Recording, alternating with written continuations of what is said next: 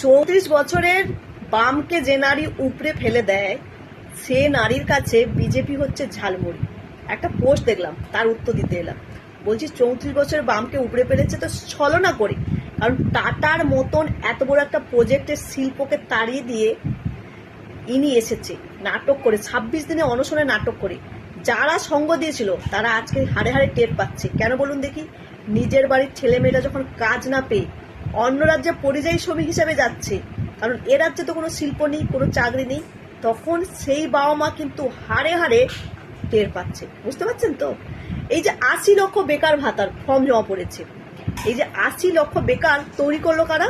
এই তোলামুল সরকার। তার বাবা মারা কি এখন মাথায় হাত দিয়ে বসে নেই যে নিজের বাড়ির ছেলেমেয়েটা সংসার করবে কি করে? নিজের বাড়ির ছেলেমেয়েটা সংসার করে নিজের বাবা মার অসুস্থ ওষুধ কিনবে কি করে? তার বাচ্চা কাচ্চা পড়াবে কি করে? মাত্র 1000 টাকা 1500 টাকা দিয়ে সংসার চলবে, কারণ কোনো কাজ নেই, তো কোনো চাকরি নেই বলে বেকার ভাতা দিচ্ছে। সেই প্রত্যেকটা বাবা মা কিন্তু ওই 34 বছরের বাম সরকারের কথা ভাবছে, কারণ প্রত্যেক বছর এসএসসি পিএসসি এগুলো চাকরি হতো। এরা চাকরি যেগুলো দিয়েছিল সেগুলো বা চুরি করেছিল, সেগুলো দুর্নীতি করেছিল, তাই 26,000 চাকরি বাতিল হয়ে গেল। শিক্ষিত ছেলে মেয়েদেরকে বলছে রাস্তায় চপ ভাজো ঘুগনি বেচো।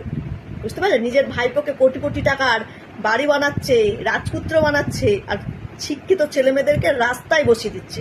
তাই প্রত্যেকটা বাবা মা কিন্তু হাড়ে হাড়ে টের পাচ্ছে। আজ যাই যা হোক, যুব সমাজ কিন্তু এই তোলামূলকে আর ভোট দেবে না। যদি 2026-এ বাম না আসে, কিন্তু তোলামূল আসবে না, বিজেপি আসবে, অন্য দল আসবে, এই তোলামূলকে ভোট দেবে না। মিলিয়ে নেবেন কথাটা।